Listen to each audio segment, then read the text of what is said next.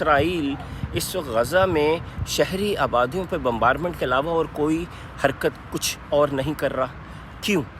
इसकी वजह समझने के लिए आइए मैं आपको गज़ा का एक मॉडल बनाया है उसमें ले चलता हूँ। ये देखिए, ये जो 4 पत्थर मेरे पड़े हुए हैं, ये आप गज़ा की टेरिटरी समझिए।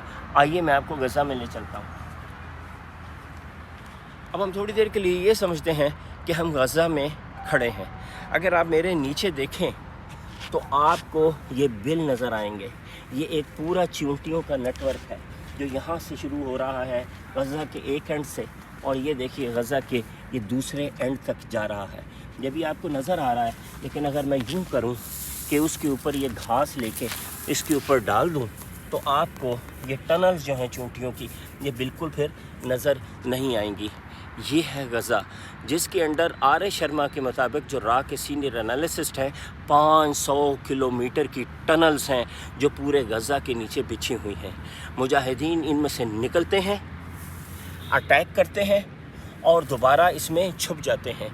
ये इतना सीवियर इशू है, इसकी सीवियरिटी समझने के लिए इससे अंदाज़ा लगाइए कि कल हैरेट्स न्यूज़पेपर, जो इसराइल का लीडिंग न्यूज़पेपर है, उसमें एक फ़ौजी, इसराइली फ़ौजी का बयान छपा है जिसने तकरीबन 30 दिन अभी हमास के साथ जंग में गज़ा से सर्विस करके वो वापस लौटा है।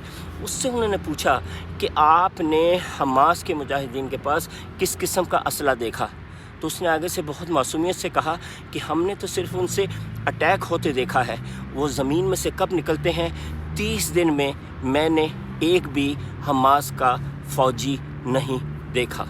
तो इस सिचुएशन में इसराइल के पास इसके अलावा कोई चारा नहीं है कि वो फ़लस्तीनी नहत्ते लोगों के ऊपर बम बरसाए, क्योंकि उन्होंने इन टनल्स में से निकलते हुए किसी एक भी मुजाहिद को लड़ना तो दूर की बात अभी तक देखा भी नहीं। अगली किस्म में मैं आपको ये बताऊंगा कि इन टनल्स में से जब मुजाहिदीन निकलते हैं तो वो किस किस्म का असला इस्तेमाल करते हैं।